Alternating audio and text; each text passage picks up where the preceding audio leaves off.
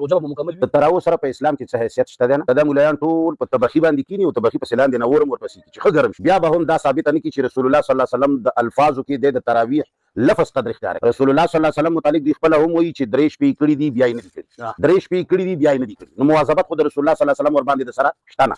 او باقي پاتې څه دی وایي چې بیا عمر فاروق چې کوم د شلو شپو ته ورسولې نو ولې آیا عمر فاروق د پیغمبر خلاف کار وکړي؟ رسول الله صلی الله علیه وسلم چې شی ونه کړي عمر شرم نه کوي. دا د امت غلط مولیان په فیسبوکونو باندې مشهور دي. تا ته به څه وایي یاره چې دا تراویح د سره په اسلام کې نشته.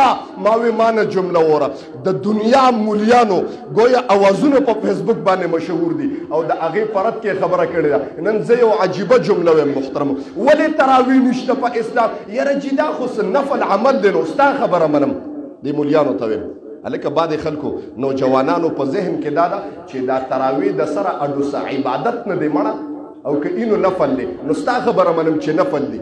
اوس ته دغې ملا خبره منم چې نفل دی. نوم اخیستلی زه نه غواړم، ستا خبرم چې نفل دی. نو زما پیغمبر یو جمله وفرمایله، توجه شته او په دې پیغمبر باندې ایمان او عقیده شته؟ جواب را نغی لکه چې ایمان په کمزور دی. ایمان په شته د پیغمبر په یو لفظ باندې ایمان شته؟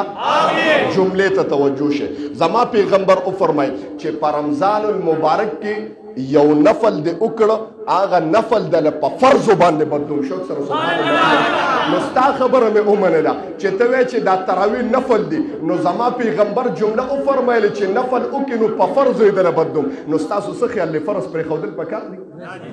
توجه شته؟ فرض پرېښودل پکار دي. او زما رب جمله وفرمایله چې یو فرض دی وکړه نو هغه یو فرض دله په اویاو فرضو باندې بدلون. محترمو او په تراویح کې محترمو په تراویح کې شل رکعات دي. څو رکعات دي؟ بعد داسې شته هلکه وي اته رکعات دي یا اتو رکعات نه ورتېر شه. بعد وایي د سره تراویح نشته. هغه خبره نه کوم.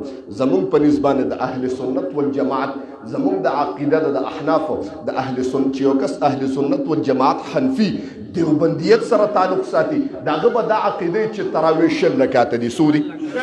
شل رکعات دي. او په شلو رکعاتو کې محترمو څلوېښت سجدې را دي. څو سجدې را دي؟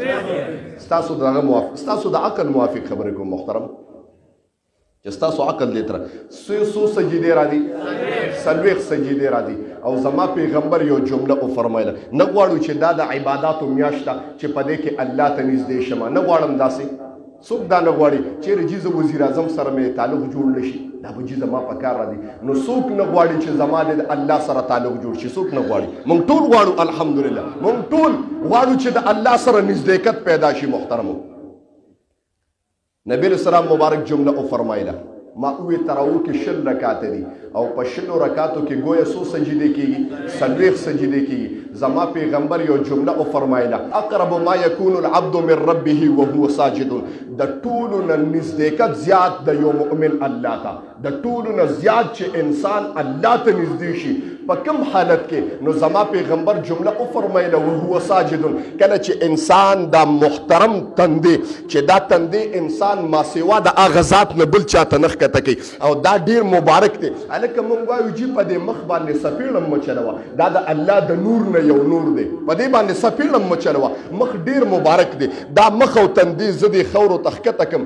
زما پیغمبر جمله وفرمایله، زما رب ته چې خپل بنده د ټولو نه په کوم وخت کې نږدې دی وهو ساجد، هغه هله چې کله دې سجده وکړي محترمو. نو په دا شلو رکعاتو کې څلوېښت سجدې دي. زه وایم څلوېښت کرته په دا رمضان کې زما رب ته ته داسې نږدې شي ونحن اقرب الیه من حبل الورید.